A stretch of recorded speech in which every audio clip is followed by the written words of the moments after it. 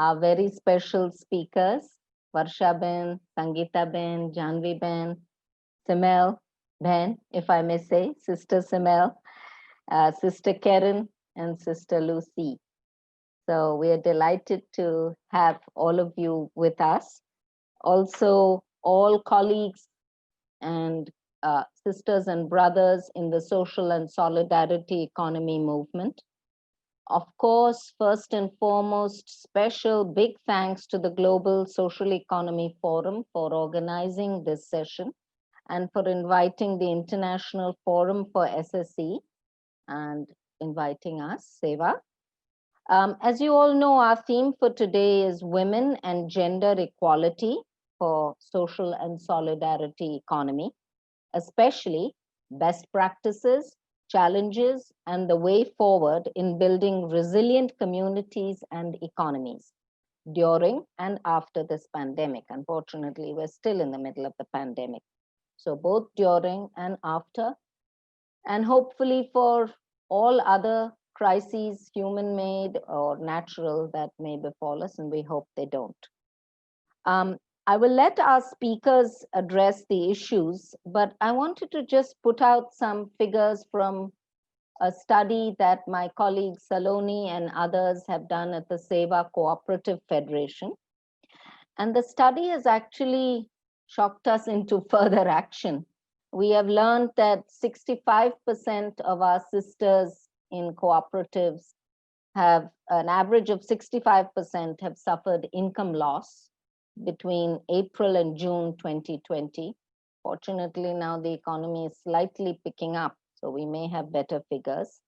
74% of our people coming out from the study have suffered food security issues. And we know from our childcare cooperative that the weight, unfortunately, of our children has declined in the last 6 months.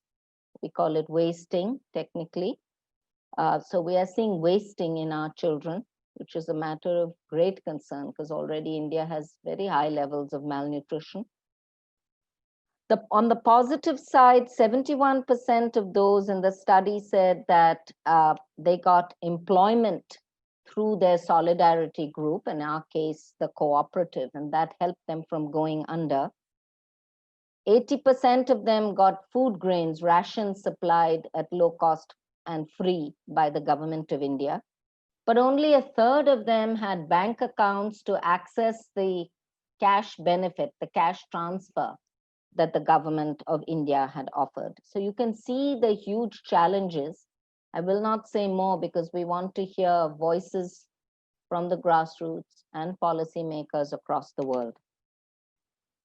Just to tell you how we have laid this session out, we have 2 hours and we have 2 expert panels and we have plenty of time for question and answer. I'm happy to share that. The first panel will be with Varsha Ben, Sangeeta Ben, and Janvi Ben. I'll be asking them questions in a minute. And that will be followed by 15 minutes of Q&A, question and answers. So 10 minutes each, please. I'll be a little bit liberal, but not too liberal. And then the second panel, we have Simel and Karen and Lucy. And similarly, I will ask you the questions. I think you have the questions, but I'll ask you the questions and also for the audience. And you will also have 10 minutes each. But again, I'll be liberal with another, well, 1 or 2 or 3 minutes maximum. And then we have 15 minutes of question and answers again from the audience.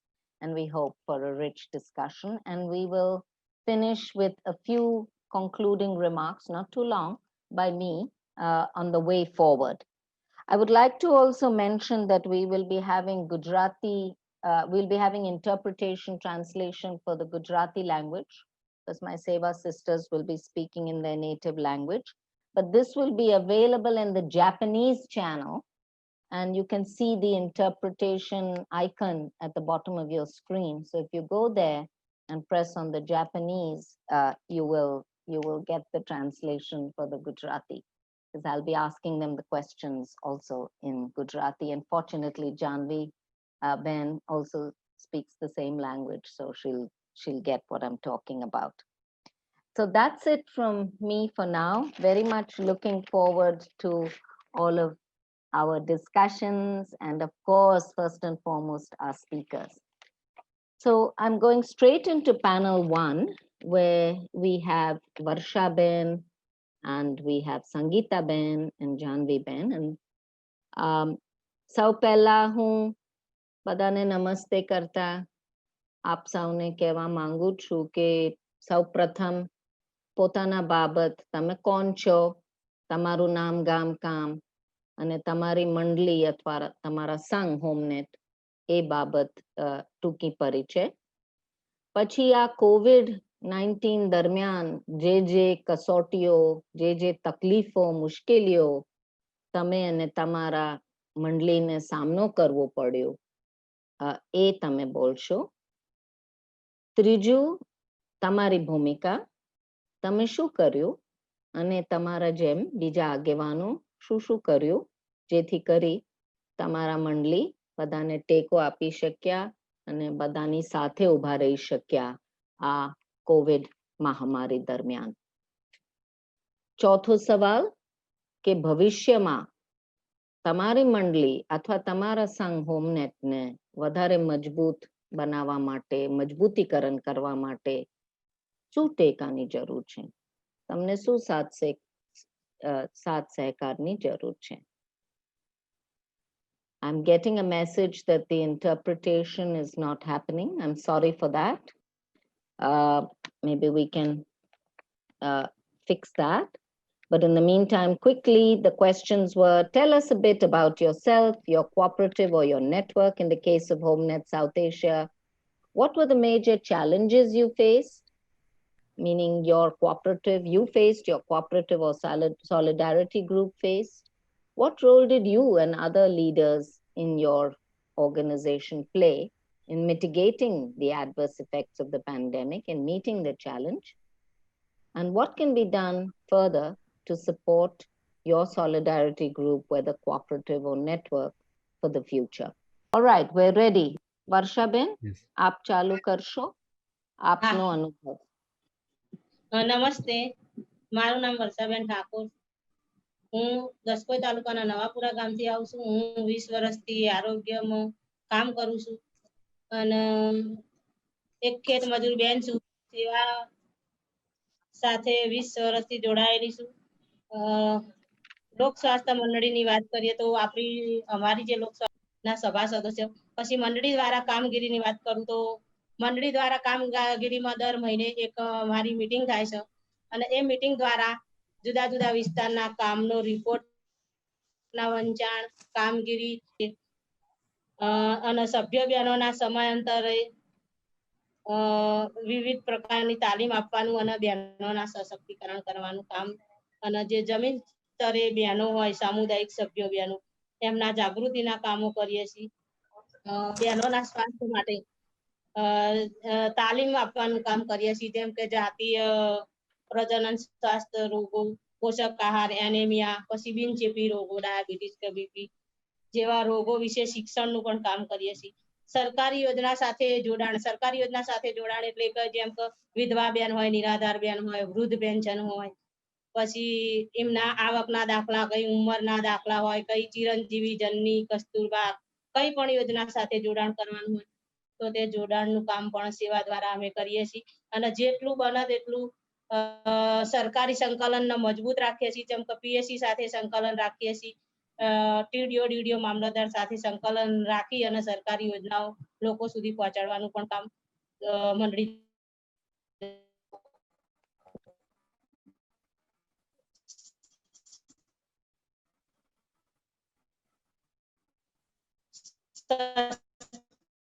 દરે ગુણકારી દવાઓ જેમ કે સુધી પહોંચાડીએ છીએ. શહેરમાં સભ્યોને સહેલાઈથી મળી રહે દવાની દુકાનોથી સસ્તા ભાવે દ્વારા આપણે અપાઈએ છીએ. ના સમયે ફોનના ઉપયોગથી ઘેર સુધી તો નથી પહોંચી શકતા આપણે, પણ ફોન દ્વારા એમને આપણે શિક્ષણ આપ્યું છે કોરોના વાયરસ વિશે અને સચોટ માહિતી આપી છે. આપણે સચોટ માહિતી નથી. કોરોના એટલે ડર હતો મગજમાં બધાના કે કોરોના શું હશે, પણ જ્યારે આપણે સચોટ માહિતી આપી ફોન દ્વારા તો એમ કે જે અંદર ડર હતો, ભય હતો, એ લોકોને ઓછો થયો એટલે કોરોના મહામારીમાં પણ આપણે માહિતી આપવાનું સચોટ કામ કરીશું અને અંદાજે 1 લાખ જેટલા લોકો સુધી આપણે સચોટ માહિતી પહોંચાડી છે.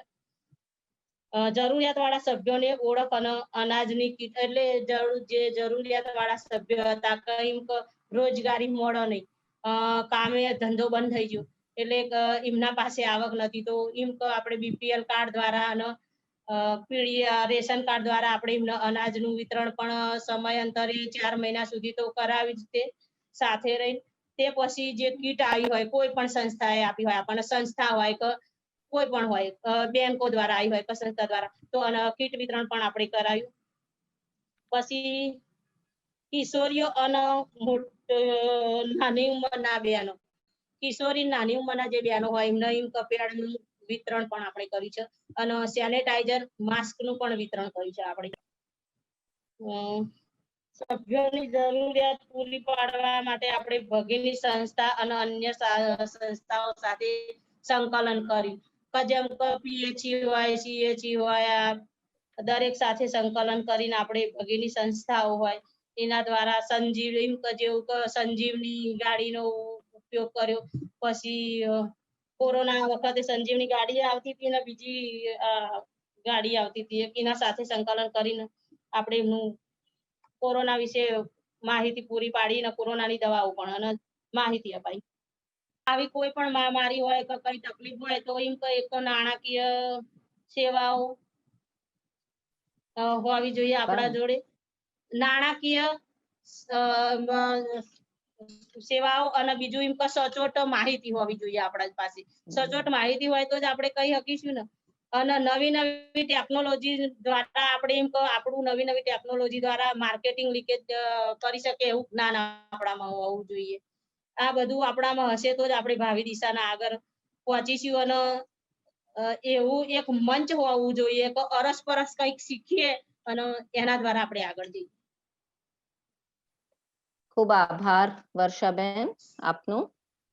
હવે આપણા તાપી જિલ્લાના સંગીતાબેનને હું વિનંતી કરું કે પોતાનો ઉલ્લેખ કરે. નમસ્તે, મારું નામ સંગીતાબેન વિપિનભાઈ ગામિત છે. હું પોતે એક ખેડૂત છું અને ગુજરાત રાજ્યના તાપી જિલ્લાના વ્યારા તાલુકાના ચીચબડ્ડી ગામમાં રહું છું. હું મેગા મંડળી જે મારા જિલ્લામાં આદિવાસી બહેનોની પહેલી મંડળી છે તેમાં હું કારોબારી સભ્ય છું. મેગા મંડળીની વાત કરું તો તેની શરૂઆત 2013માં સૂચિત મંડળી તરીકે કરવામાં આવી, જેનું 2014માં રજીસ્ટ્રેશન કરવામાં આવ્યું. મેગા મંડળીનો મુખ્ય ધ્યેય એ છે કે ખેતી, ટકાઉ ખેતી અને પદ્ધતિસર ખેતી અંગે જાગૃતિ લાવવું અને તેની સાથે રાહત દરે બિયારણ, ખાતર અને ખેતીના સાધનો સારા અને સસ્તા દરે મળી રહે તે છે. શરૂઆતમાં 500 સભ્યો હતા, પણ આજે 5 તાલુકાના 60 ગામોના થઈને 1001 સભ્યો તેના સભાસદ શેર હોલ્ડર છે. અમે હાલમાં 24 જેટલા ખેડૂત મંડળો બનાવ્યા છે, જેમને ખેતીલક્ષી તાલીમ ઉપરાંત વીમાની તાલીમ, આરોગ્યની તાલીમ, સરકારી યોજનાની માહિતી, જોડાણ તેમજ સંકલનના કામો પણ કરીએ છીએ. આ ઉપરાંત મેગા મંડળી પાસે સરકારનું સર્ટિફાઈડ બિયારણ આપવાનું લાયસન્સ પણ છે. અત્યાર સુધી અમે જાતે ગામોમાં જઈને તાલીમ આપતા હતા, પણ આ કોરોના આવ્યા બાદ ગામોમાં જઈને તાલીમ આપવું અમારા માટે અઘરું બન્યું. પણ કોરોનાથી બચાવ અને જાગૃતિ જાણકારી સભ્ય સુધી પહોંચાડવો એ અમારા માટે જરૂરી હતું, એટલે ટીમે વોટ્સઅપ અને કોન્ફરન્સ કોલથી તાલીમ થઈ શકે તેવા કાર્યક્રમો બનાવ્યા. શરૂઆતમાં મેગા મંડળી મારફતે 20 જેટલા માસ્ટર ટ્રેનરો ઊભા કર્યા, જેમણે બીજા 140 આગેવાનો સભ્યોને તાલીમ આપી અને દરેક આગેવાનોએ બીજા બહેનોને કોન્ફરન્સ થકી જોડી તાલીમ આપી. આમ કરી અમે 36,000 સભ્યોને ડિજિટલ માધ્યમથી કોરોના બચાવ અંગે જાગૃતિ તાલીમ આપી. આ તાલીમથી એક સારી એવી વાત થઈ એ કે ઘણી બહેનો વોટ્સઅપ અને કોન્ફરન્સ કરતા આવડી ગયું. એ અમારા આદિવાસી બહેનો માટે એક ગૌરવની બાબત છે, જે અમે નવું શીખ્યા. આ સિવાય અમારા સભ્યોને 1000 જેટલી રાશન કીટ, 1000 આરોગ્ય કીટ પણ આપવામાં આવી. હું મારી વાત કરું તો મારી આદિવાસી વિસ્તાર એટલે ખેડૂતોની પરિસ્થિતિ બહુ સારી નથી, પણ જ્યારે મને સેવા ફેડરેશન મેગા મંડળીની કામગીરી વિશે ખબર પડી તો મને એવું લાગ્યું કે એક આદિવાસી બહેન તરીકે મારે કંઈક કરવું હશે તો શરૂઆત મારે પોતાના ઘરથી બહાર નીકળી તો જ થશે. અને આજે સેવા ફેડરેશન અને મેગા મંડળીના સહયોગથી જ હું મારો વિકાસ કરી શકી છું. આજે હું મારા પોતાનું કામ જાતે કરું છું, જેમ કે સરકારી ઓફિસોમાં મુલાકાત, સરકારી યોજનાનો લાભ લેવો હોય તો ફોર્મ ક્યાંથી મેળવવું, સભ્યોને તેની સાથે જોડવા વગેરે મેગા મંડળી થકી મારામાં હિંમત આવી અને મારી ઓળખ ઊભી થઈ. આપણને ખબર છે કે હાઇબ્રિડ બિયારણ અને રાસાયણિક ખાતરનો વધુ પડતો ઉપયોગ આપણી જમીન અને પર્યાવરણ દૂષિત થઈ રહ્યા છે. તેના બચાવ માટે સેવા ફેડરેશન અને બધી મંડળીઓએ જાગૃતિ લાવવાનું નક્કી કર્યું અને સભ્યો જૈવિક ખેતી કરતા થયા અને છેલ્લા 4 વર્ષમાં અમે સભ્યોને 87 જેટલી તાલીમો આપી છે. આ ઉપરાંત મેગા મંડળીમાં અમે કેટરિંગનું પણ કામ કરતા હતા, જેનો હવે વધારો થયો છે અને નજીકની ઓફિસોમાં ચા, કોફી, ગરમ નાસ્તા વગેરે આપવાનું ચાલુ કર્યું. તે ઉપરાંત અમને જિલ્લા સેવા સદનમાંથી પણ કોરા નાસ્તાનો ઓર્ડર મળે છે અને આ સિવાય અમે મેગા મંડળીમાં નાની દુકાન પણ ચાલુ કરી છે, જેમાં કોરા નાસ્તા, ખેતીના નાના સાધનો, ખેતીલક્ષી પેદાશો, શાકભાજી, બિયારણ વગેરેનું વેચાણ કરીએ છીએ અને ખાણદાણ પણ બનાવીને વેચીએ છીએ.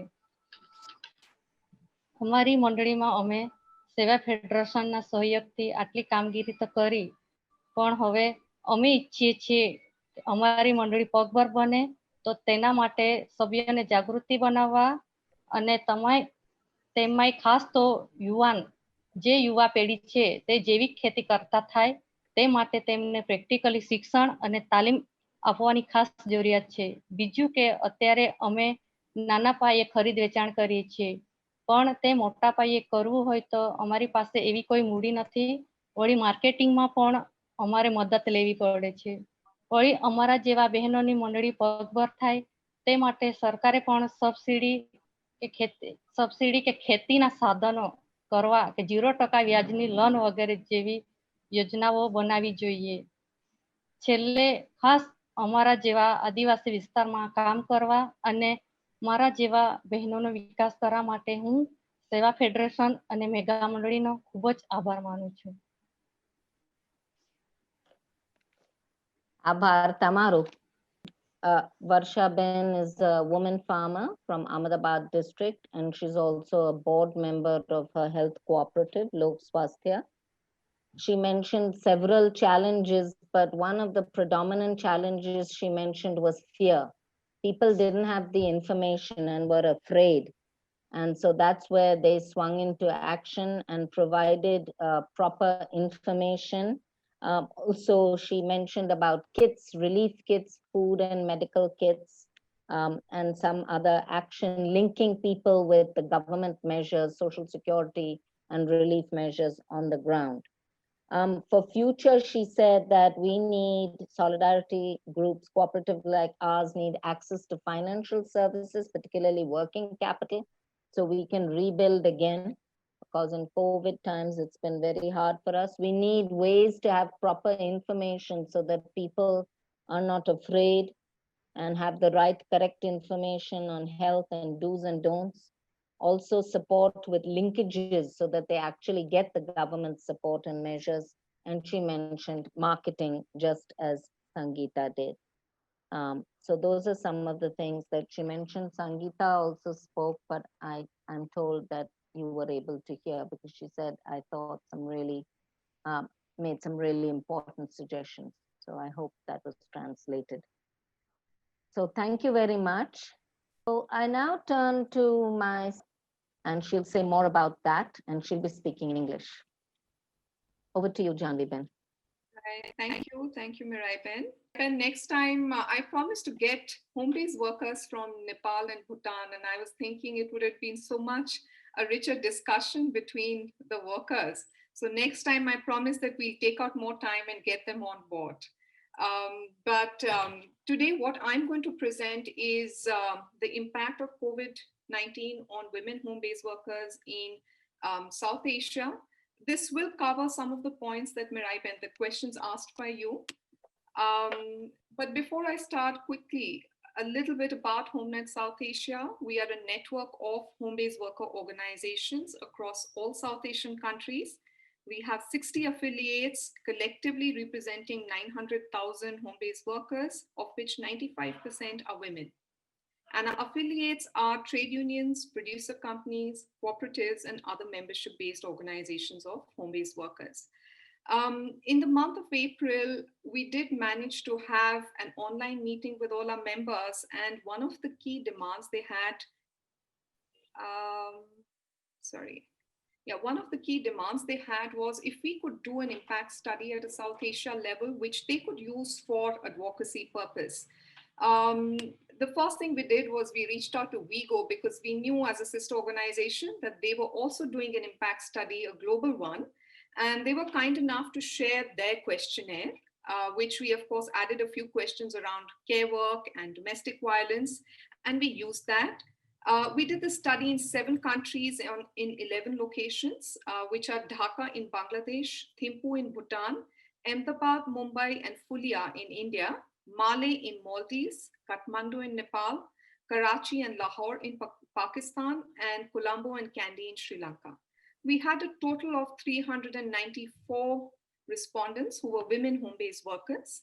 And the period of the study, we looked at 3 of them: pre-crisis, which was February, lockdown, which was April, May, and post-lockdown, which was July, August. And the data was collected by our members in all these locations. We're still writing the report, but I thought it'd be interesting to see some of the findings. And the first finding, again, is that no surprises here, that during the lockdown, we saw a dip in the income for home-based workers across these locations. Again, we're not saying the data, it's a very small sample size, so it's not representative of a country or that location also, but just to show that in India, all 3 locations, there was absolutely no income, while in other countries, there was still some amount of income which was there. Also to mention here, Thimphu never really saw a lockdown. So when we were looking at the lockdown period, the income dipped, but that was because, tourism had stopped and there was no market, but not really because of the lockdown. And there was a voluntary lockdown in August, and that's where we saw a dip in the income. We also found that the income difference between the 2 categories of home-based workers, the own account workers who have direct access to raw material and markets, and the piece rate home-based workers who provided work through a series of subcontractors and paid on a piece rate basis. We found that prior to the crisis, the own account home-based workers earned more than the piece rate workers. Now, this is not a surprise for organizations who are already working with home-based workers. But what was surprising was that, when the lockdown was also lifted, the recovery for own account home-based workers is much better than the piece rate workers that we saw. In fact, many piece rate workers are talking about having absolutely no work at the moment in many locations.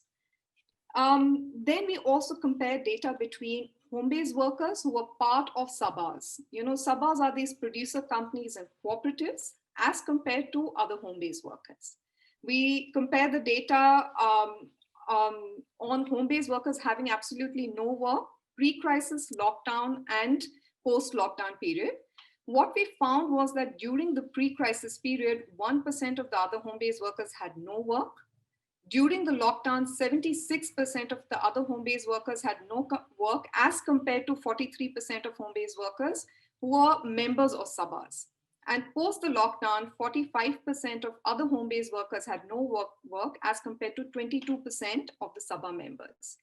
I wish I could show some of these supply chains of the Sabas because they're extremely interesting, but due to paucity of time, I may not be able to do it now.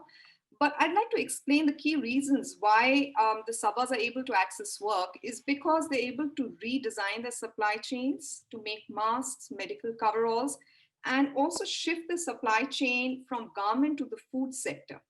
They've also managed to reskill their members, procure new machines, And they were able to get permits to work even during the lockdown, which was very difficult for the home-based workers.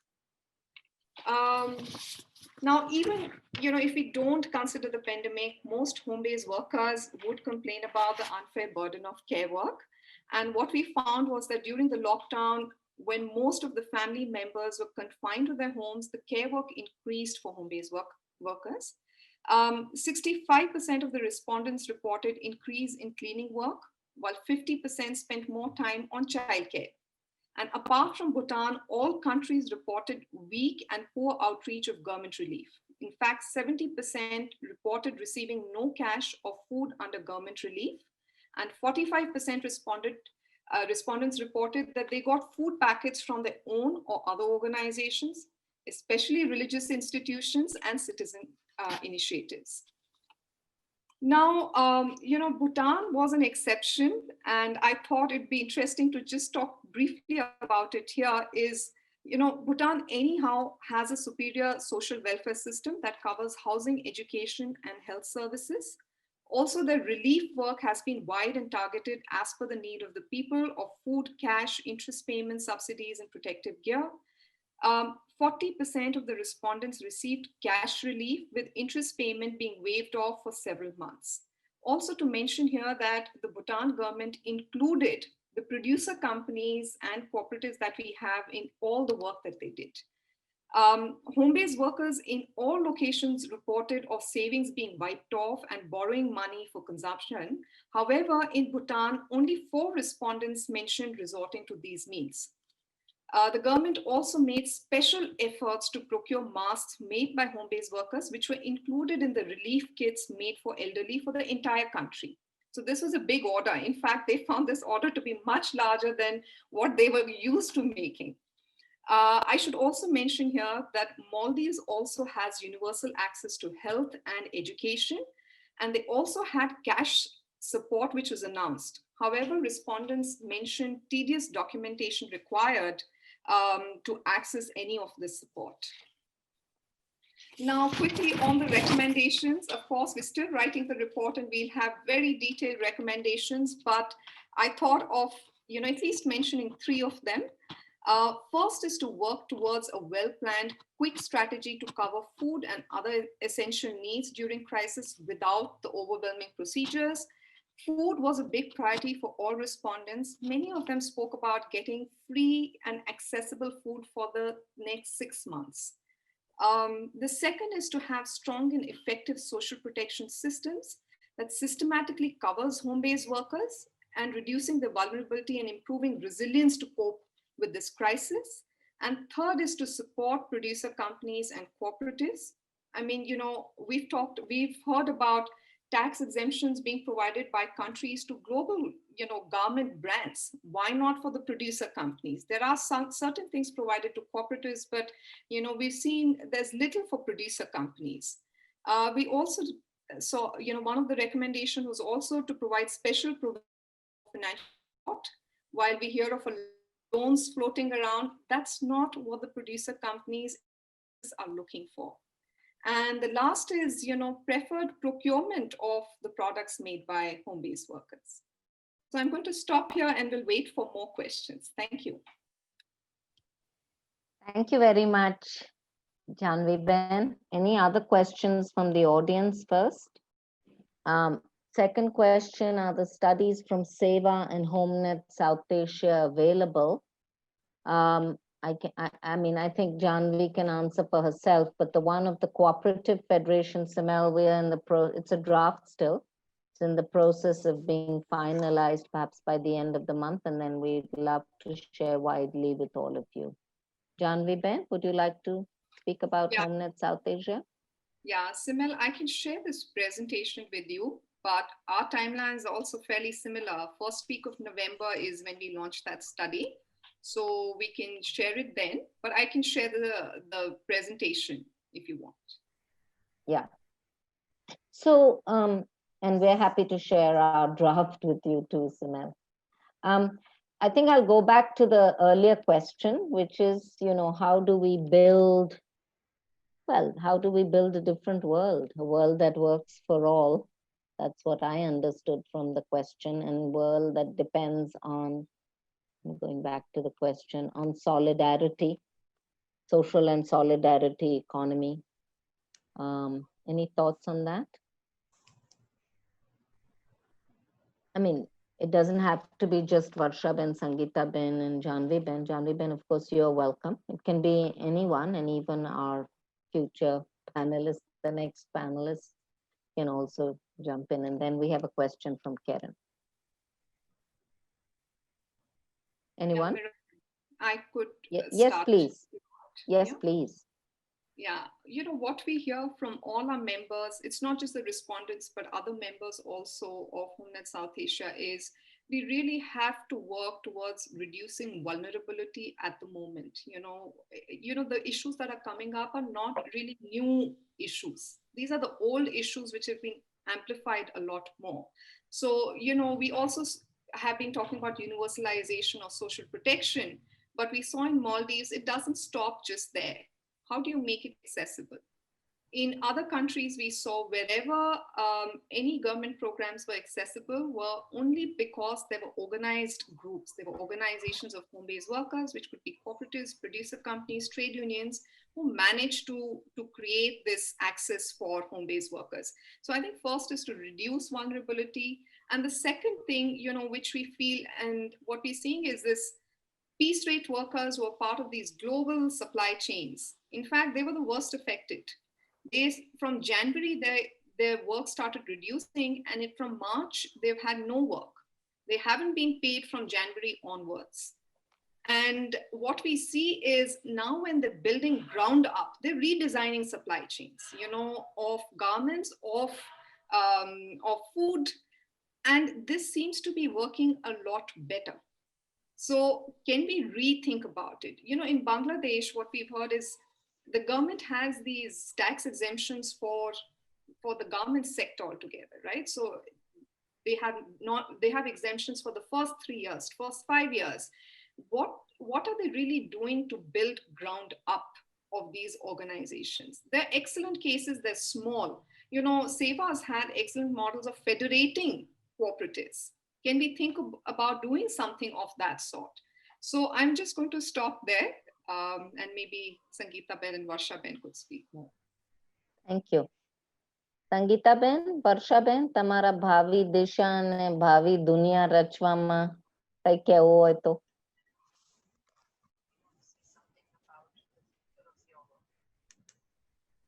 હવે અમારે મંડળીને પગભર કરવું છે એટલે અમને એક તો સલાહ સૂચન, માર્કેટિંગ અને મૂડીની ખાસ જરૂર છે. બરાબર. I hope that was translated. She's speaking more of her decentralized cooperative world. Good. Anyone else? Otherwise, I'll move to the next question, which is actually by Karen and also directed at Janvi. Janvi, did you see the question or do I need to read it out?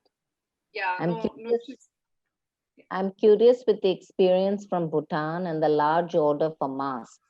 We tried to do something similar in South Africa, but the cooperatives were overwhelmed. Would appreciate feedback on how this order was placed and managed and how organizations were supported. Right. I mean, I would also like to say I absolutely love the solidarity that organizations in Bhutan have. So while our own producer company, who's a member, got this order from the government, they did realize it was much larger than what they could do. And they involved not just one or two, but they had 11 organizations who they involved in the country to make masks. What they did was, because they're experts at it, they did a lot of training on cutting, stitching, finishing, and all of that. And they placed their leaders and they decentralized the production as much as possible.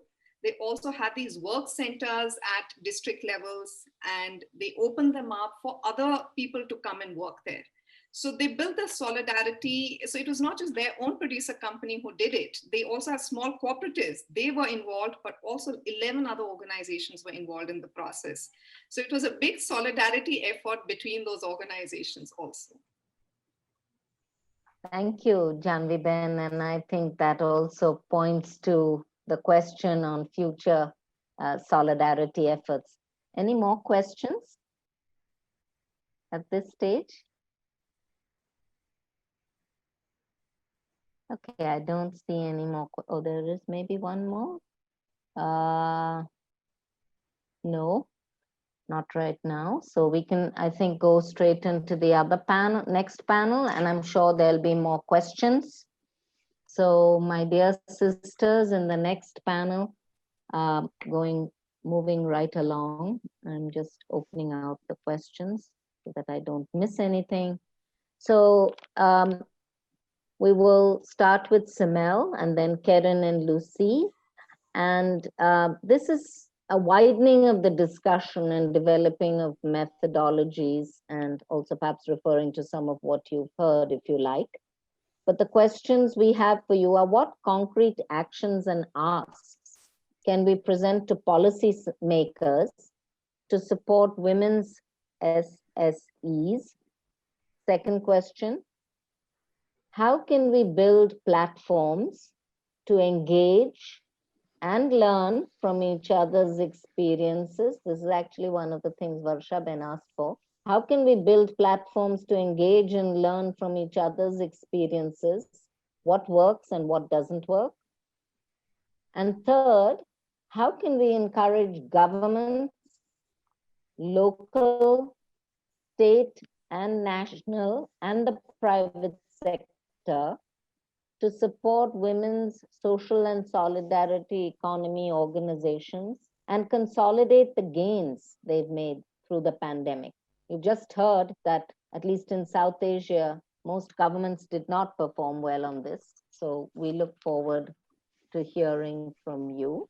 So I will now turn and give the floor to Simel, who's our long-term colleague and sister from the ILO, and we're delighted to have you with us here today. Thank you, Simel. All yours for the next 10 minutes. Thank you, Mirai-Ben. The initiatives that we heard, the Women's Co-op Collective and other social solidarity economy initiatives we heard from in the first round from Janhavi-Ben, Sangita-Ben, are real social, I think, innovations. And that means they are collective processes of learning involving distinctive participation of social actors, aim to solve a social need through social practices, relations systems, and creating real change. So as such, I think we really need to emphasize the need for them to be recognized as social innovators by local and national policy makers, as partners in delivering on both social, economic, and also, oftentimes environmental goals. I think while the role of local government in supporting these institutions is essential, this should not be in the form of these one-time gestures, providing an assistance here, a market stall there, some equipment here, but sustain in the long haul with real allocations of budget and financing. And as Janhavi said in response to Yun's question, the goal is to reduce vulnerability and to increase resilience for informal economy workers and their organizations in the long haul, and not just in times of acute crises. Because oftentimes what we see is governments and everybody, public opinion recognizes how important these institutions of poor people and workers are in times of crisis. So they're seen as immediate, part of immediate rescue, but then they are forgotten. So very important that they're not in just these committees in the emergency phase, but they are then there for the resilience building in the long term. For instance, in Latin America, the way waste pickers and their co-ops and associations got recognition is through agreements, signed agreements with local government to integrate them as recycling workers and as sorting facility managers in waste management chains. They were recognized even in the constitution in Colombia as recycling workers. So getting them into real long haul agreements and regulation having an inclusive framework, policy framework that's conducive to establishing new SSE institutions and women SSE institutions is key, especially in non-traditional sectors. And Mirai Ben and Sony Ben, you know that in the study that we did together, it showed that the officials responsible for registering these co-ops and collectives were unfamiliar and resistant often to setting up these institutions, and they didn't fit their notions of what a cooperative action is, like agriculture or finance. So while working on inclusive regulation, it's also important to get these government officials oriented and get their mindsets that, you know, women, rural, informal women who may not have, who may not be literate, can and do form these organizations and support their members in organic or in care or in health and type of activities.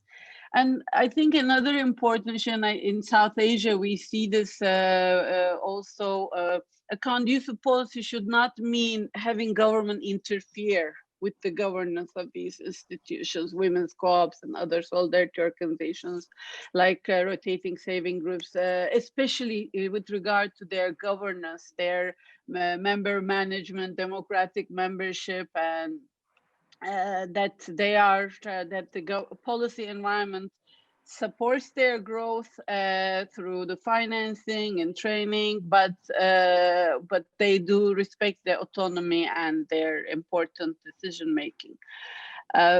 John Harvey mentioned, and your second question is around platforms. So I think there is the vertical institution building and horizontal alliance building.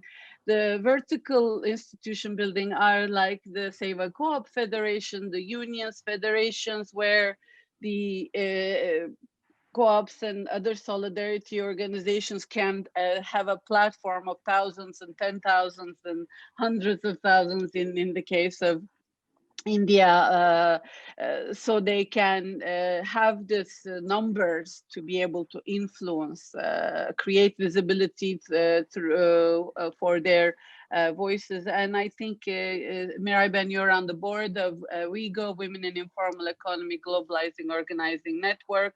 This is a nice form of vertical integration, example of vertical integration across sectors, domestic, home-based, waste picker, street vendor, to their associations at the national, regional levels, and then the international advocacy and research and support. And this, what is the effectiveness of this? I think one concrete example is how they've advocated for international standards, sitting at the international labor conferences and pushing for Convention 177 on homework, 189 on domestic workers, a recommendation 204 on transition from informal to formal economy. This is grassroots women's voices and concerns being heard, and through their organizations at the international level.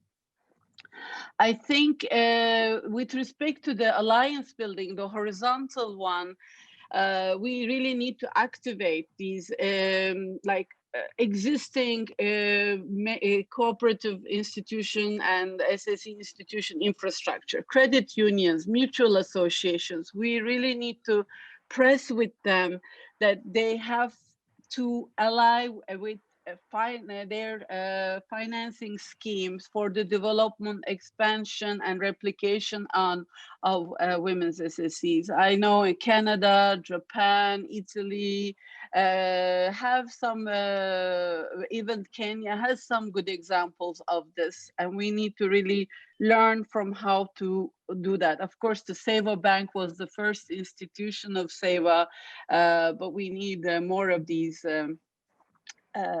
co-op financing and social financing streams to be connected to these initiatives.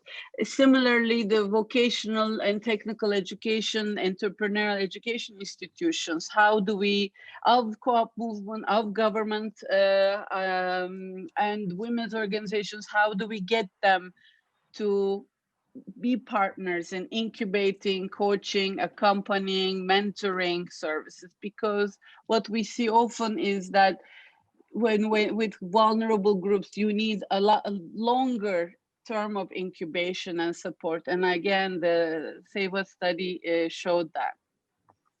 And I think when things don't work, we need to be also honest about it. And what didn't work, we need to really reflect on that. With researchers, research institutions, we need the alliance of those two to help build monitoring systems, track effectiveness of women SSEs from universities. They can help document, but I think one important thing is to move beyond these fragmented individual case studies, but look at the ways that systems are built or can be built toward movements. So there's a lot of these individual ones, but we need, and also the statistics, of course, is important. There are many initiatives to address data issues, but being like the study you mentioned from SEWA, HomeNet, these are important evidence to be able to influence the policymakers. We have now guidelines on statistics of cooperatives from the International Labor Conference of International Labor Statisticians, and we really need to operationalize them for harmonized, comparable data. And finally, yes, from this period, the co-op and solidarity institutions are being integrated or recognized in emergency response, great, but it isn't always the case in crisis time. So what matters is that they are recognized as community actors in building long-term resilience and for their members and wider communities. And they need to be in these task forces. I will give just 2-3 examples of how it is important, for instance, to not just have them as part of enterprise or civil society packages, but establish, standalone SSE funds. And you have some of these examples like from Korea, but establish specific SSE funds. And then for public procurement of goods and services, put in quotas and give priority to SSE institutions, co-ops, and women's, especially, collectives in particular. And budgeting, we've talked about people's budgets, gender budgeting, inclusive budgeting practices, but we should also ask for crisis management budgets to be gender responsive and responsive to the social and solidarity economy institutions. And I will stop here. Thanks, and we'll look forward to more comments and suggestions in the discussion session. Thank you very much, Simel. And now I'm happy to turn to Karen, who I'm seeing and meeting for the first time, but very pleased to meet you, Karen. So please, you have the floor. Thank you. And it's really lovely to be here. Thank you so much for the invitation. And I still find it extraordinary that we can connect so globally in such a seamless and easy way through Zoom. So there are positives to COVID, and it's a real privilege to be part of such a global discussion. So I'm coming to you from Johannesburg in South Africa. And my perspective is I am with the International Labour Organization, and I am advising the South African government as it develops a policy for the social economy. So the process in developing this policy has really flagged some of the issues that are working really well, but also some of the things that I believe need further attention. And I'd like to touch on some of those negatives, because I always think Simel made this point well, that we need to focus a bit more on the things that don't work if we really want to be able to figure out what is and can work. The first point I'd like to make is just the extraordinary parallels between our experience for our social and solidarity organizations here in South Africa during lockdown, that the comparisons to the experiences of what's happened that we've heard at the beginning of this call are 100%. This struggle that community-based organizations in particular have in accessing information, in being networked amongst themselves, but not networked to the broader institutional environment, so they remain excluded. The difficulties in balancing childcare and being the breadwinner or the person who sustains the livelihood of the life of the household. And it was really lovely to hear those experiences from Bhutan, because we tried to integrate the SSE into our emergency responses, but we definitely didn't do it as well as the experiences that we heard there. So I would like to share with you, I've got the 3 questions laid out, and I've got a few things that I'd like to say just to flag around gender equality in the social economy. And the first is that in our research that we found in developing the policy in South Africa is that the social economy does great things. And the principles of solidarity are incredibly important, particularly in distrustful environments like we see in South Africa, where there is this growing gap between how citizens experience their government and how government interacts with its citizens. And so the first dilemma that exists for policymakers is that our role is not to regulate the social economy, which is a typical policy response. Like, oh, we want to enable this ecosystem, let's impose regulation. And what we're seeing is that added bureaucracy, that focus on the organizational structure, stifles the growth of the social economy rather than enables it. And what we discovered in our national consultation, and I must make this point as well, is that our knowledge of the social economy, certainly in a South African perspective, and I think you can probably apply our findings to maybe the English-speaking countries across the continent. I think that's what I'm saying, that experience, confirming the East Asian experience to the South African experience, is showing that there are these common gaps. But is that our inequality must be taken into consideration when we try to understand what our social economy looks like. Because often we understand our social economy from an urban perspective, but really don't understand the real community rootedness and anchoredness that these organizations have. So understanding, I've interrupted myself, so I can feel that I've already lost my first point, but understanding our social economy in its diversity is critical, so that the one-size-fits-all approach, we need to recognize as policymakers that can't and shouldn't apply. And that talks to my second point, which is that these are organizations that operate hugely on trust networks. They don't operate because they are registered or because they signed a contract with someone and therefore that's how those relationships are negotiated. They operate on trust. And in low trust environments like ours, that trust is critical. But it poses a very difficult question for policymakers, which is, how do you enable trust networks without stifling trust networks through excessive regulation? And so for policymakers, the dog is barking. For policymakers, there's a very interesting dilemma that I think we need to start working on to resolve.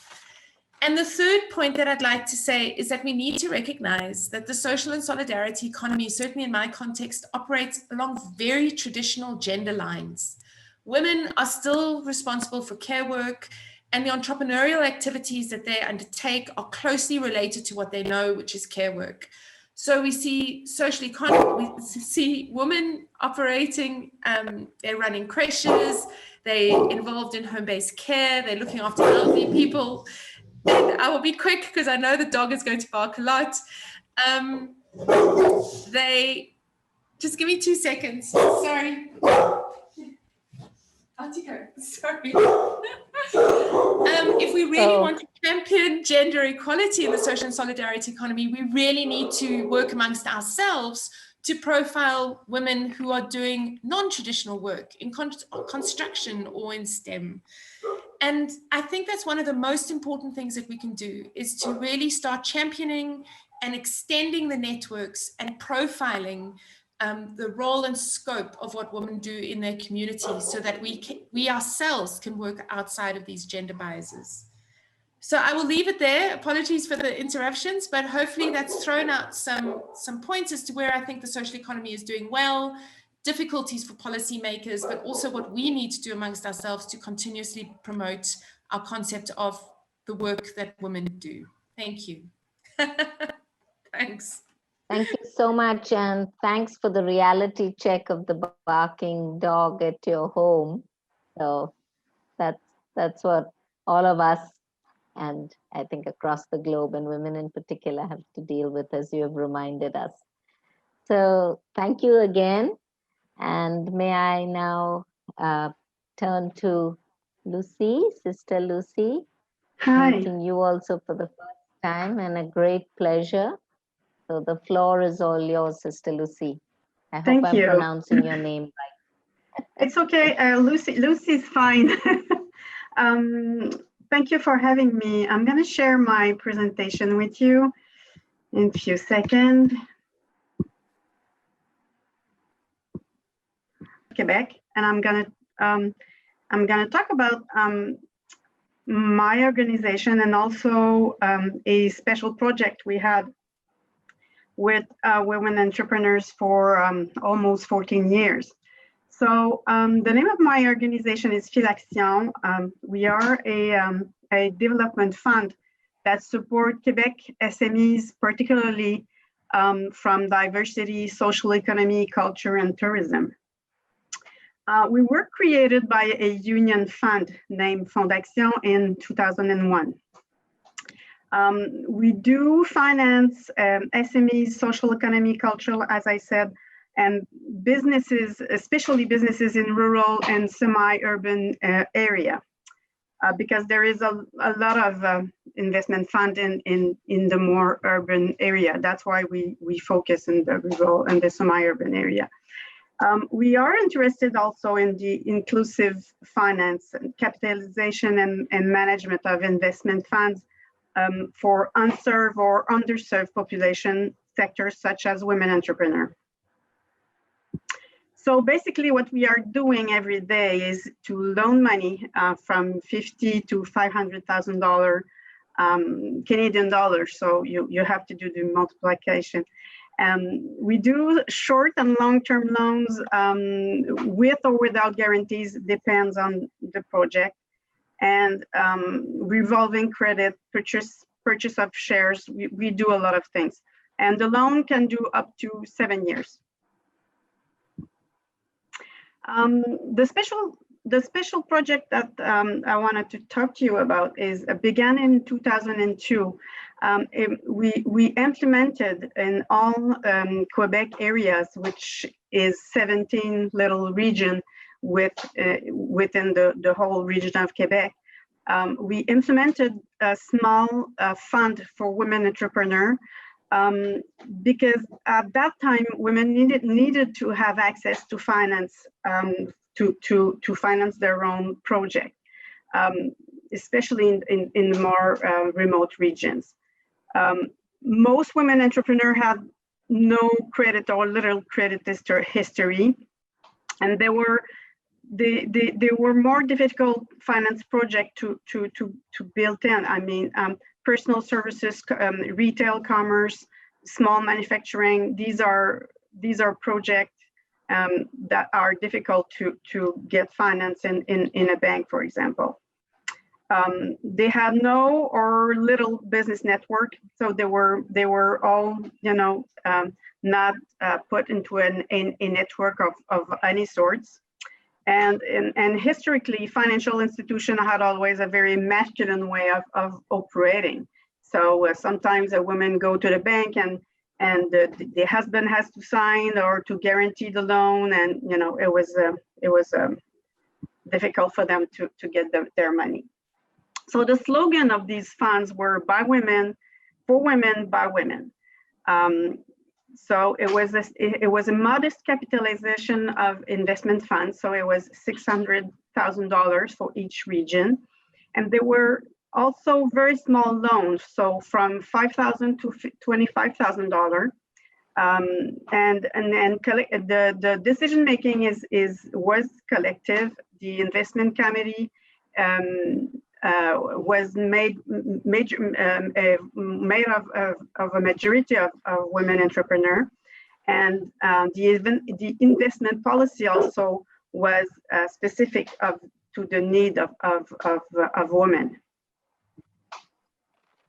So the impact that has that those funds had on between those years, we did 743 loan, and it was for a total investment of $13 million.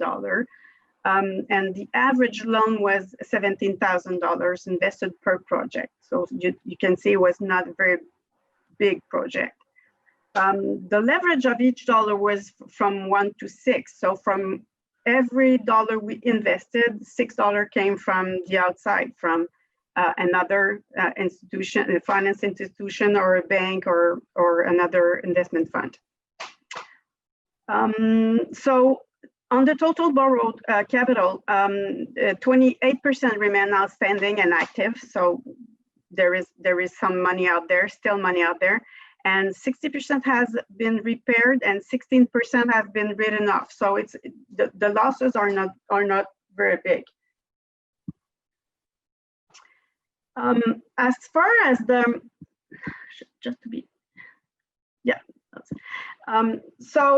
as far as to attain gender equality in my country, as far as women entrepreneurship goes, we have a lot there's a lot to be done still. Only 16% of women are business owners in Canada, so it's not that much. There's a lot of credit programs, subsidies are available, but the difficulties are still big, still grand, because everybody wants to finance the same type of project all the time. They want to finance technology, manufacturing, but not project that women are in. So which is personal care, health, retail. So these are still type of businesses that are difficult to get to access to finance and money. So, and there's no specific program for business startups. So they want the government we have says it's a feminist government, but we don't have any specific program or money for business startups. So if you want more women in business, you have to give them access to business startup money, which is not the case right now. And also there's a lot of willingness, and there's a lot of good desires to have more women in business, but there's no specific objective and no monitoring of the results. So they put programs and money out there, but at the end they don't monitor their results. So we don't know how it went. We don't know if it's working well or not. So it might be a good thing. And also there was a very big study that was made last year, and that showed that on the long run, the business owned by women tend to be smaller on the long term, because the fear of credit, and also the lack of the knowledge of the bigger financing system. There's a lack of knowledge in that, so there is things to work on. And also, a few things that the pandemic showed us. Our health and social system needs to be completely reviewed. It was really badly put to the front, and I think there might be some opportunities for women in Canada to have better business project in those two areas. The future will tell us how it goes. Also, there is also business women who did very well during the pandemic. Catering services, cleaning services, technology, agro-food, and especially organic. And when I say they did very well, they probably doubled and tripled their revenue during that time. So there was also some opportunities there.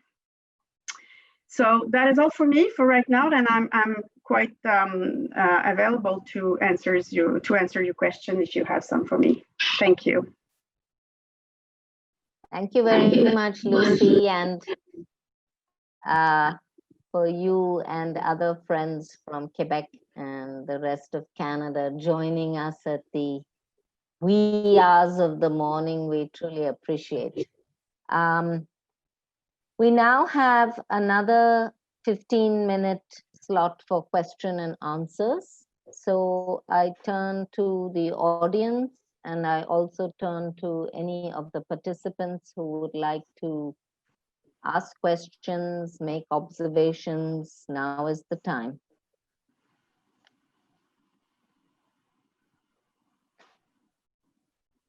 So I see some questions coming up on the chat.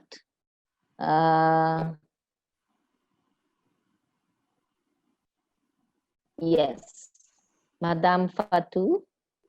Women are very present in the SSE, but the governance bodies are still majorly led by men. How do we work on closing that particular gap? So we'll take that question first. And then there's a specific question for Lucy from Karen, whether you can give some more information on the guarantees asked for. When were they asked for? So well, I can begin with this one because okay. it's more technical. Well, sure.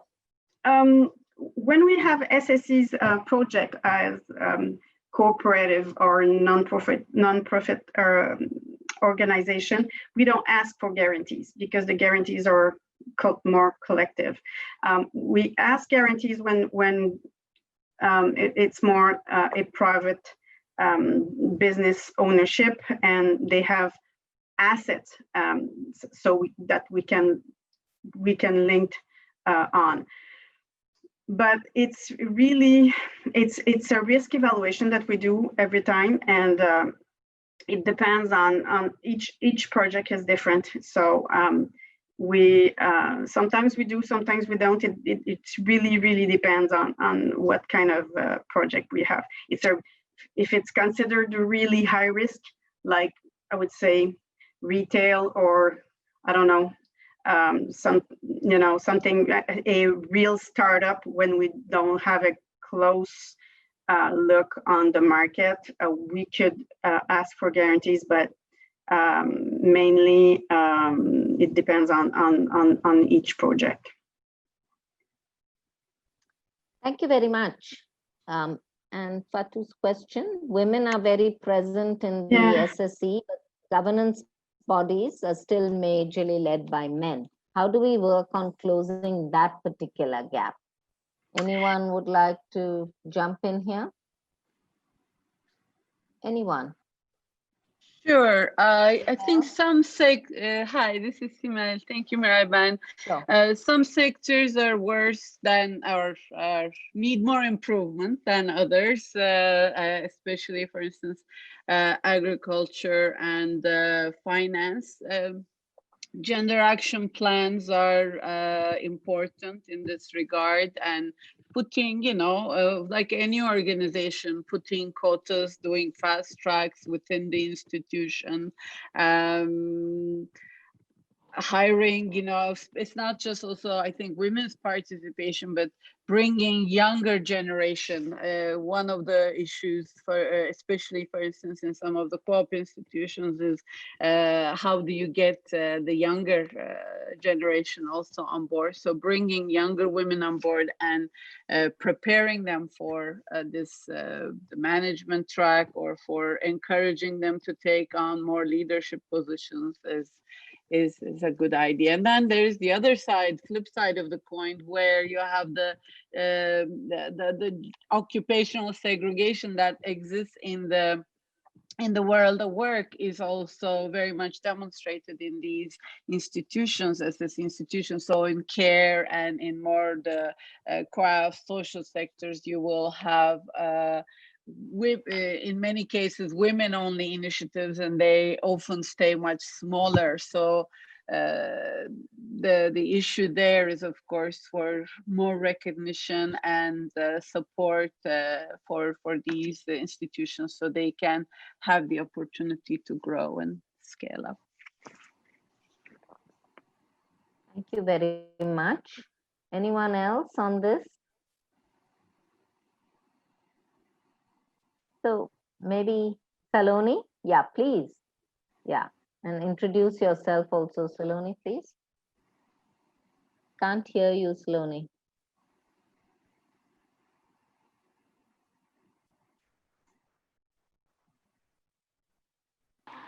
Nope. Sorry. Hello. Yes. There you Sorry. go. My name is Saloni. I've been working with Seva Cooperative Federation for a year and a half as a senior coordinator. Thank you so much, Miraben. I want to jump in on Madam Fatu's question on women in SSEs and how about the lack of their presence in governance. I think two things are important. One, which Seva Federation is doing, is building the capacity of women leaders. And not just skill-based training, but also soft skills, building their capacity as to kind of mobilize other women in the area, to kind of gain information on local governance, to kind of link them to a larger network. So that sort of capacity building is one thing. The other is the need of an enabling environment, a larger federation, which connects them later on to these governance structures, because women are unable to do this in isolation. They need a support system which helps them do this.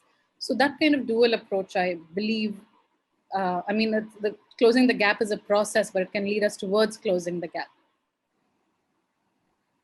Absolutely. Thank you very much. Anyone else? Janvi Ben, would you like to say something from the South Asia perspective?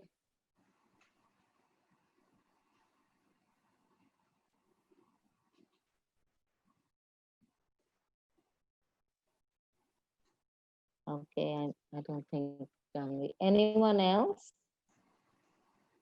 There's some observations and there's a question. Yeah, please, Karen, please I can go jump ahead. in. Sorry, I started to type Sure. and then I realized I can actually speak as well. So, Correct. I really find that the information that's coming through, and you consider how far apart we all are geographically, but how common the issues are, is that these are often invisible power issues. So exactly what Saloni has just described is this inability by women to really see the power that they have, because culturally or normatively, there are these imposed barriers. So what we see in South Africa is that the governance structures tend to be very weak because there's a lack of information and there's a lack of shared information. So people can be quite closed in their community, but are unable to share outside of their community what their experiences are. So this opportunity to really network people in terms of their day-to-day experiences, I just don't think we can do enough of it. It's so critically important to be able to be exposed, just like what we're doing here. Like, I'm learning about what's working in Bhutan, and I can relate that back to my experience here in South Africa. That has a very empowering effect for me as a woman to be able to validate my own experience and to be able to make sense of it. So this opportunity to be able to network and then to recognize that the society around us, this point was made very nicely by Lucy, is quite masculine, and that our normal, really, there's part of our normal that we probably shouldn't really be accepting, and we need to acknowledge that to be able to know how to change it. So in our research, just to close, what we found was that the barriers that women felt were exactly what Saloni has just said: a lack of access to skills, not in skills in terms of how do I look after children in the creche, but those business skills. How do I access capital? How do I walk into the bank and ask for funding and financing? The government seems quite far and remote to me, and it's scary. And so there's a lot of these power dynamics that are informal power dynamics that I think we need to informally look at how we address. Training is a great opportunity. Networking, obviously, I think is really important. And normalizing being able to ask questions and knowing what to do with the response, so that I have a response to those questions that I've asked. Thank you. Thank you. Miraben, I can comment. Sorry, I have internet Sure. connectivity issues. Please do. So in South Asia, just to say that I used to work with SEVA for a very long time, then moved to HomeNet South Asia, and we're surrounded by women. All our organizations are full of women. And, so for us, in fact, I forget to sometimes mention the gender perspective because, we take it for granted. Having said that, a lot of these organizations that we have, we've not faced this issue that the governance doesn't have women on board. The issue that we have is operational teams that we have and the technical staff that we have is full of men. And how do we balance that? So there is a lot of capacity building happens for home-based workers, and we're trying to say, even though I don't think it's really an upward mobility, but a lot of them call it upward mobility, where they, home-based workers shift and become technical staff members and CEOs of companies and all of that. But governance is not an issue. There we have women home-based workers, but it's more towards the technical staff, and those key positions are held by men. And that's something which we're trying to dissuade, use capacity building, and push for women home-based workers to take those positions. Yeah. So just to jump in here, I think that might be a unique situation of HomeNet South Asia, but our cooperative federation is a member of the National Cooperative Union of India. And on the board, there are no women.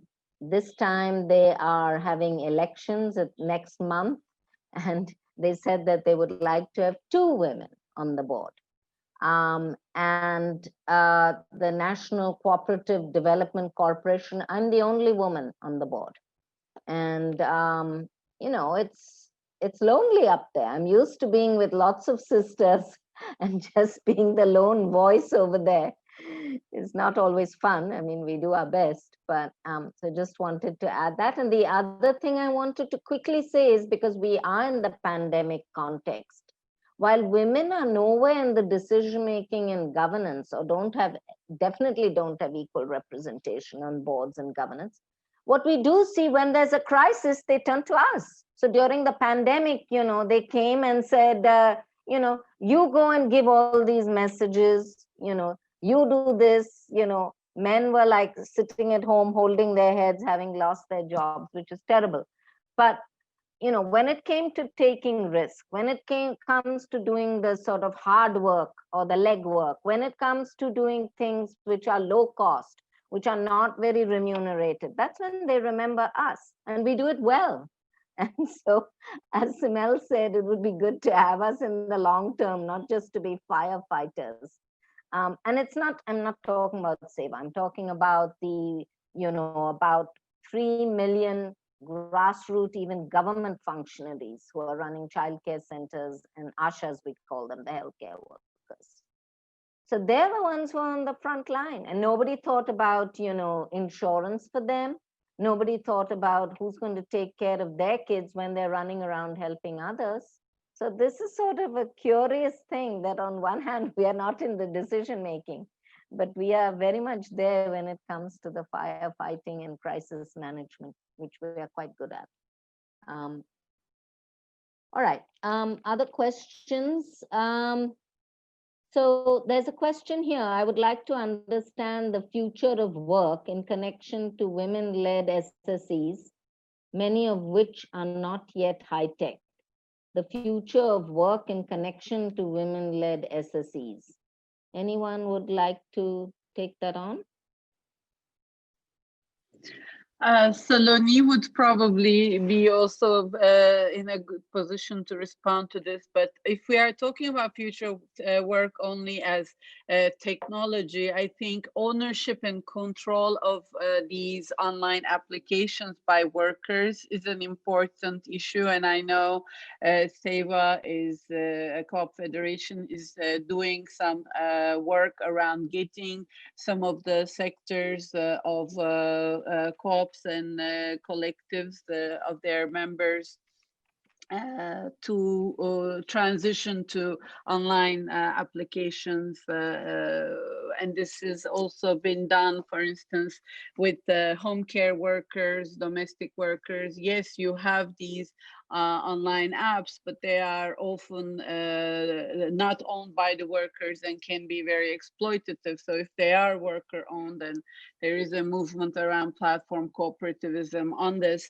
then they are the ones to be able to negotiate with the employers and the beneficiaries of their services in more direct and in better terms for themselves. And I think we shouldn't think of future work only as technology, but there is other changes, especially like climate change, the climate crisis, and then how do our institutions, SSE institutions, also help improve resilience for in these vulnerable communities for that. And demographic change, I mean, what we are seeing, both pushed by climate, but also pushed by conflicts around the world, the forced displacement of people.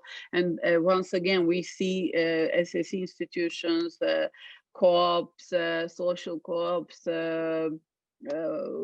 collectives, rotating saving groups, self-help groups coming together, either of the refugees and migrants themselves or from host communities. So I think this is another area where the future of work is also very closely related to forced displacement. The pandemic will be displacing more people as well. So how do we, in this context, adapt or develop or improve services for that? And I'll stop there. Thanks, Emil. Thank you. Anyone else? Yeah, Yeah, I could Janvi? take that question. Is, we've had these conversations with our members also about what future of work is for home-based workers. And just to say, in our part of world, this entire thing, talk about artificial intelligence and everything, we're really far away from that at the moment. And we don't see it the way, maybe the more developed countries are looking at it. Like Simel mentioned, there are a lot of other components of future of work which we are looking at. Specifically shorter supply chains and more sustainable supply chains, which have better climate, outcomes. Or think about, now a lot of this digital shift is happening. Now that's a reality for us. This digital partition that has happened, especially for women in rural areas, where they're not able to get onto it. What technology means, internet means, and how can they shift? A lot of organizations, Seva, we have Sabas, we have many other organizations are working very hard at it. Some of them are developing their own apps at the moment, trying to see how the members can get on board. The third thing which I want to talk about is also about different forms of organizing. How are we building these grassroots organizations? How are they coming together for global voice? Today a lot of people know about Zara has faced so many issues, and Zara's had, some bankruptcy, and these global brands. How many people know about cooperatives going under, producer companies going under because of the pandemic? Nobody knows about it. So just to say that, how do we create the visibility? How do we come together? Now, those are certain things that we really have to ponder over. Thank you. Thank you so much. Saloni, did you want to say? And then we'll take more questions. Thank you. I wanted to actually, because it's the future of work, take us back to what Varsha Ben and Sangeeta Ben said. And they both talked about young girls and adolescent girls, and how do we bring the spirit of cooperativism, of collectivism within them, within these people, within this group. And the cooperative, as we see, is thinking about this. They are connecting with the next generation. There's a need to do it more, but it has started. They also talked about organic farming. So like Simel said, it's not just about technology. It's also about, making sure we have a next generation which has a sustainable means of livelihood. There's another cooperative, Abodana, which is talking about upcycling, recycling, making products out of recycled clothes. So things like that are being addressed by our cooperatives. They need a support, they need a platform in order to amplify this concern, this voice. That was one point. The other thing was on technology. We can't deny that there's the emergence of gig work, of platform work in a large way. And there are concerns. How do we extend social protection? How do we ensure labor protection through these platforms? These are questions we need to answer specifically from a gender lens, and especially for work sectors that have women predominantly, like care work, domestic work, or beauty services. And the gig economy is growing fast. So these are concerns that we need to start addressing fast. The third thing is on e-commerce. The government has platforms. In India, there's a GEM portal, a government e-marketplace. There's also private platforms like Amazon, which have sort of incentives for women to connect. There's Amazon Saheli, which means sister, where they showcase products made by women. But the processes involved in onboarding on these platforms is still not accessible to women. So simplifying those processes and also preferred procurement, not just a 3% quota, but a higher quota for women-made product and women's services on e-commerce platforms and other, procurement platforms is necessary. So those are the few points I did want to add. Thank you. Anyone else would like to speak at this point? Care of planet Earth as well. So that's just a little point I wanted to add in. In India, we call it decentralized economy or local economy. The founder of SEVA calls it the 100-mile principle, which actually learned from Canadian farmers, where you buy as far as possible. So there you go. This is how we learn from each other. Where you buy local. So 6 basic things, roti, kapda, makan, how do you say that in English? Food, clothing, shelter, primary financial services, primary education, and primary health care. At least these should be provided within a 100-mile radius or less, and connects up with a lot of what you all have been saying about local marketing and local procurement and so on, and buy local, and I'm seeing a whole rush of comments on this now.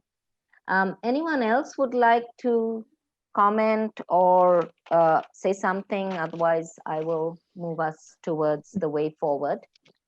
I think just one point, Miraiban, I think in what you just said, I think is very important. It's even more important in the context of COVID, where supply chains, longer supply chains have been severed. So how to ensure, I think in the preparedness, post-COVID preparedness, resilience building, sustaining these shorter supply also chains fairer, making them fairer as well in the process, not just efficient, but fairer. And here the role of the people's organizations, solidarity organizations, it becomes very important.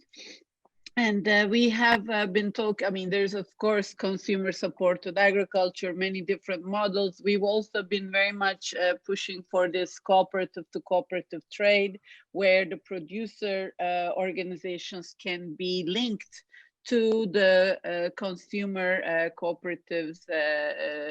And there are some examples of this which benefit both the producers through their co-ops and associations and the consumers as well.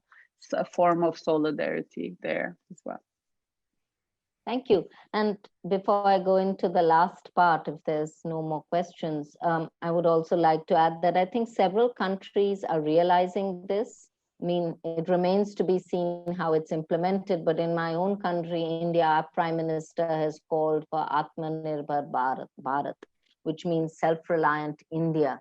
And of course, self-reliance and local is not a new thing for us. I mean, this was one of the key slogans of our freedom movement and part of our liberation struggle against colonialism. So in some ways, we have to reinvent ourselves and perhaps rediscover some of these ideas that are still fresh for us, although sometimes it seems like we forget them. So maybe I'll go on now to the end, and Simel and others have also asked me to share some things in, and Simel on the Cooperative Federation, and happily I had some thoughts and wove it in, and then all of you gave me so much food for thought. But the first point I have, which I learned from all of you and from my SEVA sisters, is organize. If we want a future of work, if we want a sustainable future on this planet, then we have to work harder and longer to organize local people, informal workers, women, those who are the most vulnerable, those who are normally excluded and forgotten. And we organize them into unions, cooperatives, federations, alliances we've heard of, all kinds of organizations that are creatively developed in all of your countries across the globe. And fortunately, we have a rich harvest of them. I think what I've learned in my 40 years at SEWA is that there's no shortcut to organizing. We have to organize, bring people together, particularly those who are typically excluded, like women, and then build their own organizations. They may be small, they may be village or neighborhood organizations, or they may be rather large federations, horizontal across regions or the country. I think the second related issue, which we just touched on, is this whole, I'm learning a new phrase, proximity economy, or what we call decentralized local economy. And we heard, whether it is Quebec or other countries, how this local, regional, decentralized approach, and especially if possible, led by women and local people, is the way. So I don't want to stress on that because it's preaching to the converted here. I think another theme that has come up is the building of local leadership, women, young people, indigenous people in our countries. Sangeeta Ben is from our indigenous community, Adivasi. It's not well known, but 8% of India's population is indigenous. And I know Canada also has large indigenous populations and other countries as well. So building local leadership, particularly of those who normally don't get a chance to be in the leadership. Third, what I'm hearing from my SEWA sisters and all of you is share our stories.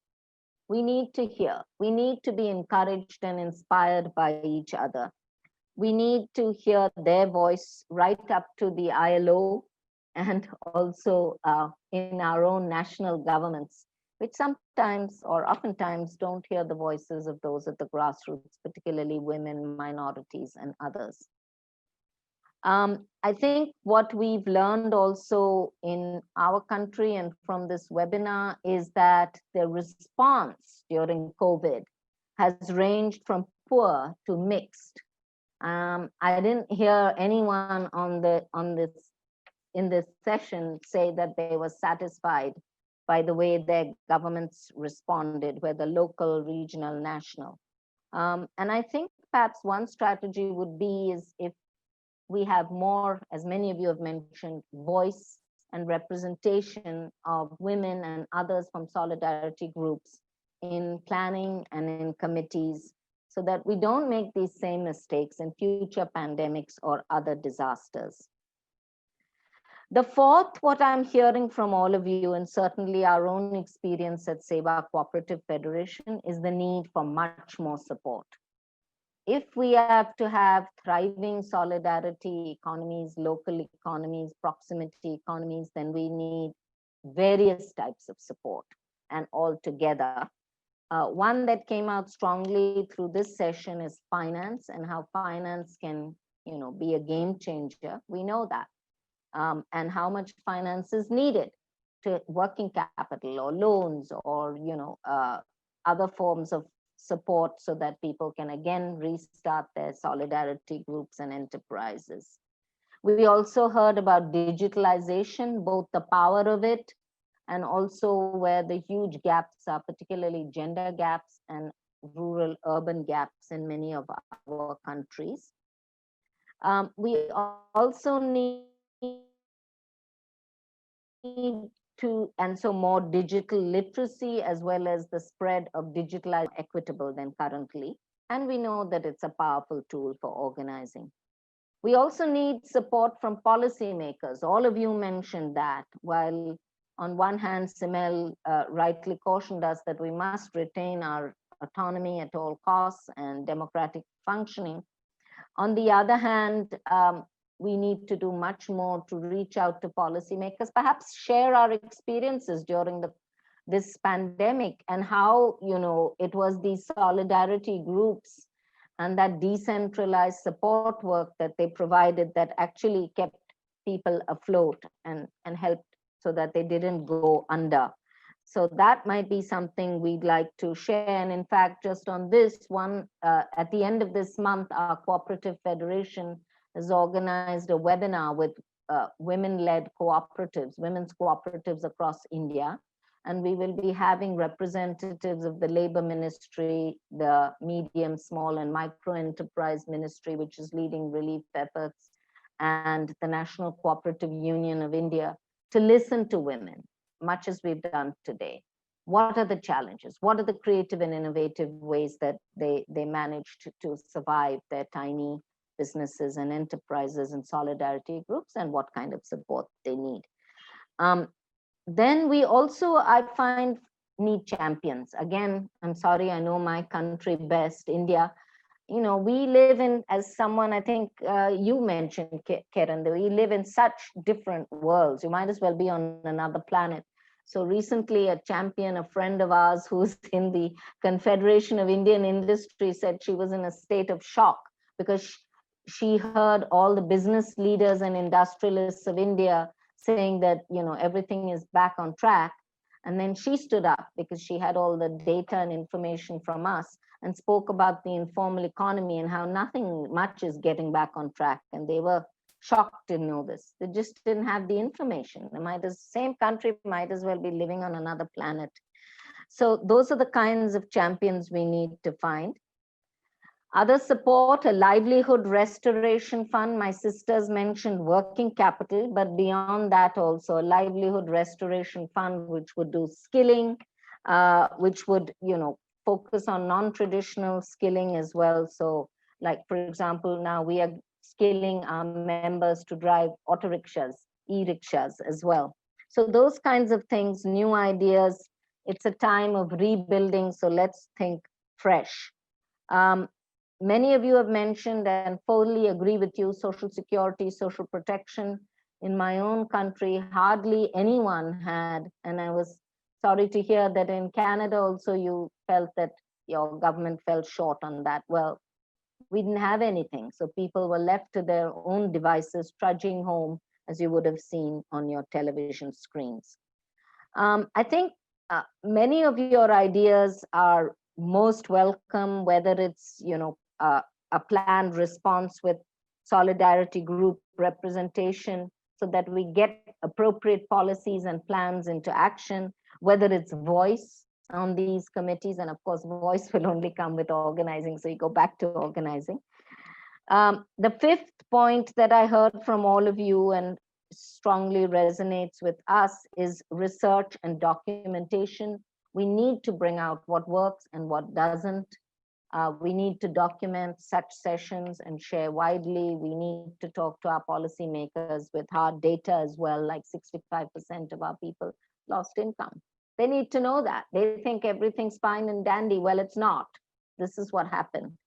And then skilling in new sectors of the economy. And here I also like to mention the other organization where I serve, WeGo, which has been mentioned by Simel. We've also done a lot of research and documentation across the globe with solidarity groups, and that is being made available to different countries, a call to action. So that's one of many actions that WeGo is taking, and also, of course, encouraging solidarity groups, membership-based organizations to take these issues forward and to organize stronger, harder, and faster. I think I'll stop there. There's always more to say, but it has been an absolute pleasure to be with all of you who are our, what shall I say, kindred spirits, our sisters and brothers across the globe. It's important for us to feel, each of us, that we are not alone, that we have each other, and that we'll keep dreaming and building together for a world based on social and solidarity economy. So I thank each of our speakers most warmly. I thank our organizers from the bottom of our heart for bringing us together. those who have to get up at 4 in the morning, those who it's dinner time for, and those of us who are somewhere in between.